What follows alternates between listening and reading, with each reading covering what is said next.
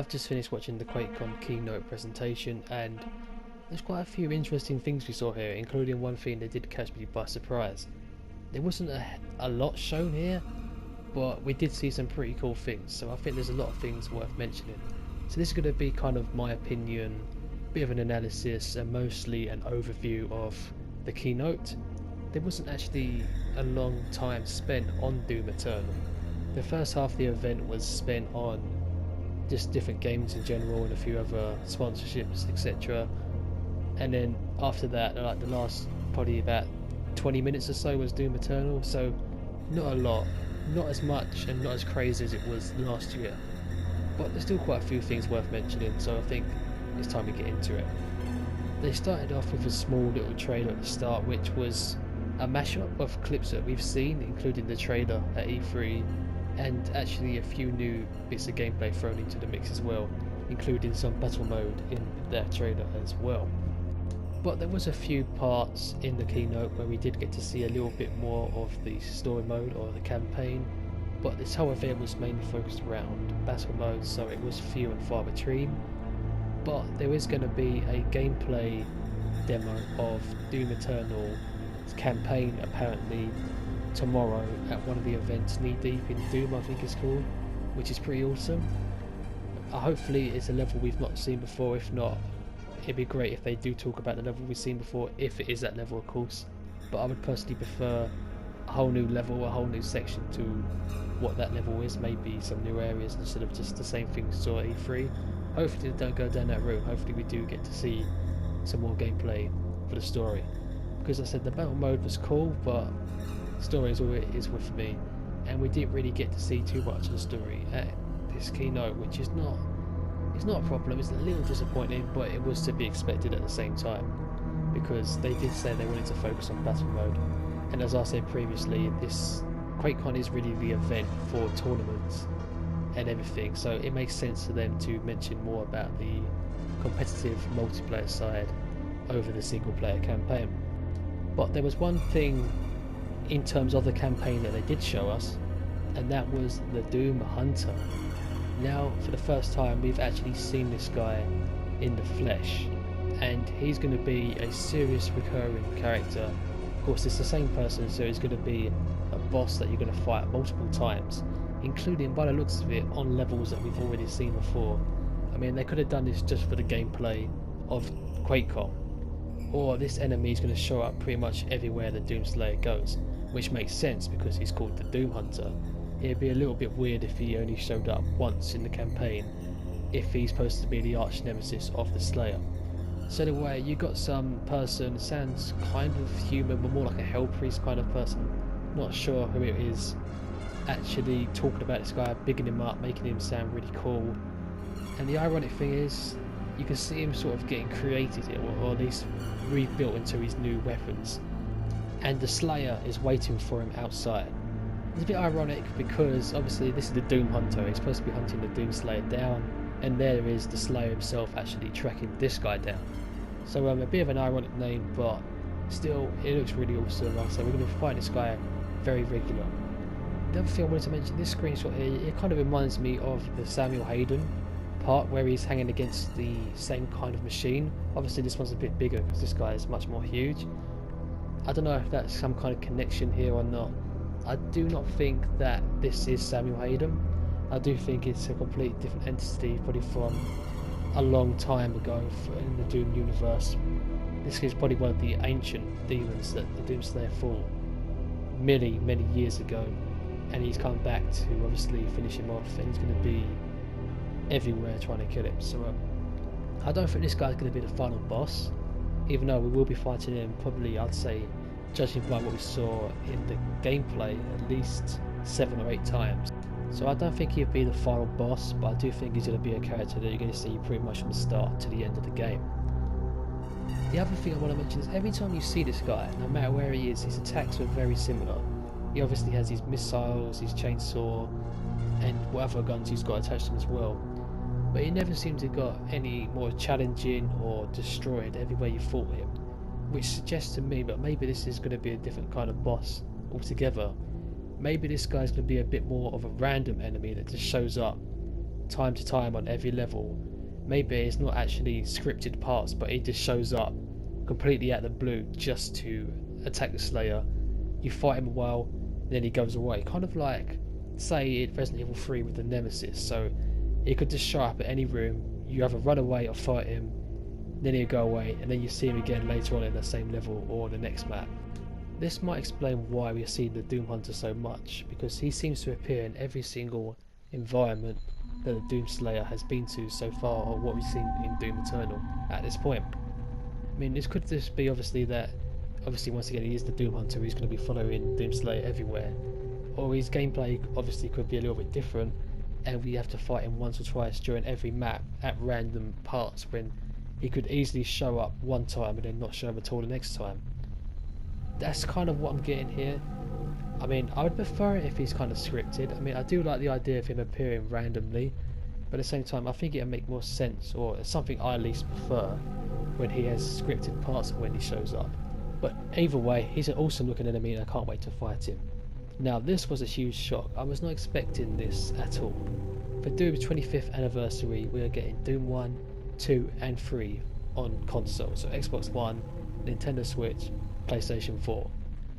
It's actually the classic Doom 1 and 2, and of course they threw Doom 3 into the mix as well.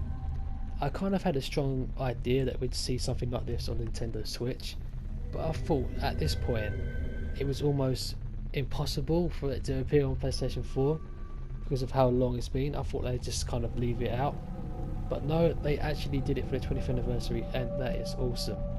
Doom 1, all of it's here, you got all 4 episodes. Doom 2, you got the whole game of course, and it comes with the master levels, which is even more awesome. And then you got Doom 3, which is basically the BFG edition. You have both the Resurrection of Evil and the Lost Mission thrown in as well, which is incredible. I was not expecting this at all, and I'm so glad it's here. Like I said, I've already downloaded all 3 games and I'm going to play them all and definitely get the platinum in each 3 games.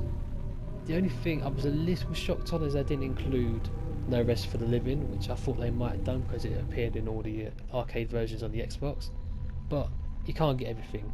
I can't complain. This was a huge shock and I absolutely love it. Thank you for this, I can't wait to play. I know many PC players will probably be cringing because it's on the PlayStation 4, but it's my favourite way to play games on a controller. It always has been. Very funny, I know, but it's just the way I grew up. I grew up on the PlayStation 1, playing Doom on it of course, which was one of my favourite, still is my favourite game actually of all time, and I just prefer playing it that way. And I know there's many people out there as well. It'll never be as fast or technical as you can get on the PC, but at the same time it's just where the gaming is for me, and I'll always prefer it this way. Moving on, now we can talk about what the main event was, Battle Mode. We did find out a fair few new things about Battle Mode. We now know there's going to be 6 arenas and 5 playable demons at launch, and there's going to be regular free updates introducing new demons and levels regular. So it'll all be free as well, which is pretty awesome stuff. The 5 demons available at the start are the Revenant, Pain Elemental, Mancubus, Marauder and Archvile. They didn't release or actually announce that the Archvile and Marauder would be in this mode until the very end, which is pretty cool. I was expecting the Arachnotron to be here for some reason, but he's actually just a demon that you can spawn in. So basically, Battle Mode of course was that mode where there's 2 demons versus the Slayer. 2 demons work together, taking on the Slayer, trying to kill him before he kills you. This was a very mixed bag for me, this. Not because I didn't like the idea, I loved the idea, but sometimes I thought maybe the Slayer's just going to be well too powerful in this. They definitely tried to balance it out quite a lot, but still to me, I feel like the Slayer's going to win 90% of the online matches, unless they go against an actual Doom veteran, which would change the scores up quite a lot.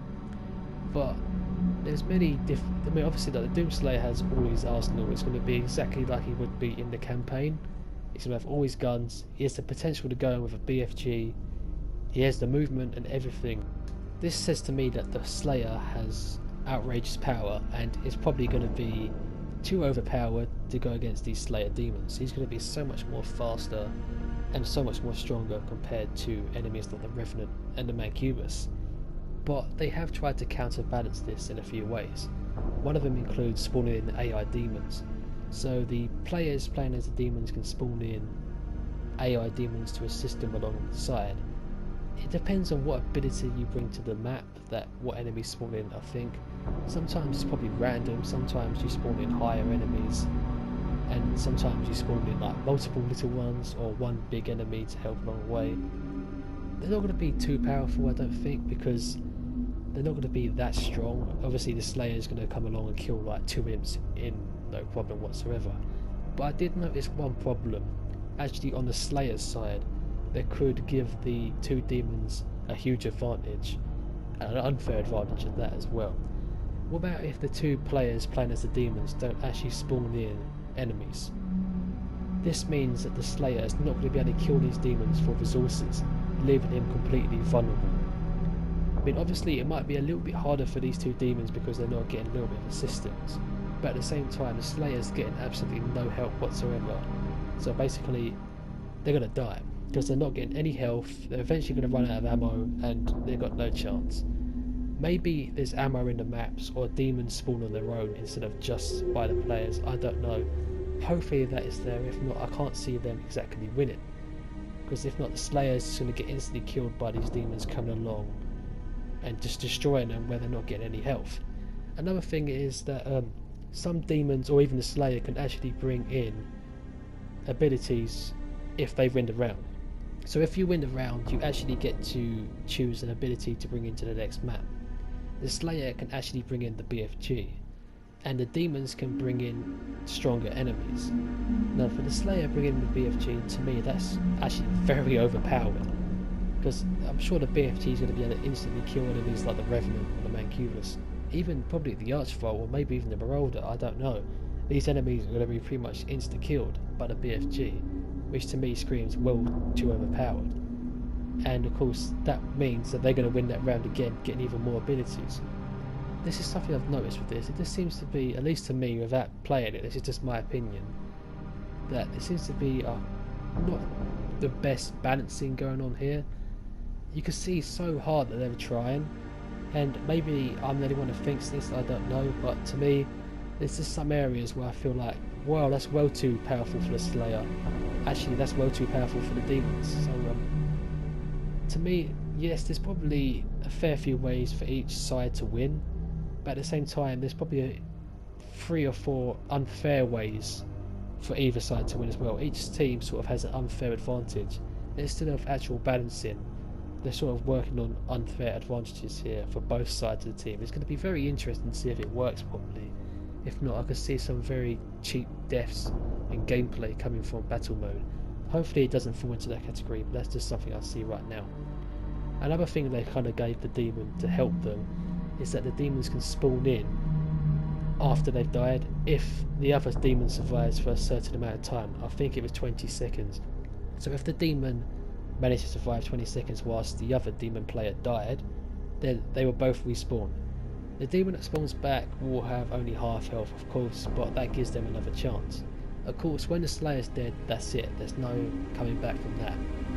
They're dead. So I kind of like the way they did there. It gives the demons that little bit more of an advantage. So if one demon dies, then the other demon can either try to push on and hold on for 20 seconds, or they can run and hide. So that way they can get their friend back, and next thing they can fight again. I like that idea, and I think that's a quite cool one. It might prove to change the game up a lot, because maybe you spend a lot of time killing one demon, but the other demon has full health, meaning that you're not going to kill him in time, leaving to both of them coming back to fight.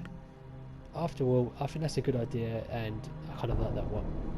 So battle mode is a very interesting one. I'm not sure how well it's going to be. I kind of hope it's going to do well. It does look awesome. And as for the whole keynote itself, pretty good. It was not disappointing, but I was expecting a little bit more. But the stuff I did see was either surprising or pretty good, so I can't really complain. So anyway, what did you think of the keynote presentation? Did it live up to the hype? Was it really great to watch? Or was it pretty bare or pretty boring? It didn't actually go for the full hour, and of course there was lots of other things thrown in there as well. But honestly, I kind of enjoyed it. I thought it was pretty great. What about the classic games coming to the new consoles? Was that awesome? Was it really a surprise like it was to me, or was it unnecessary? Let me know in the comments down below, and of course I'll see you guys in the next video. Goodbye.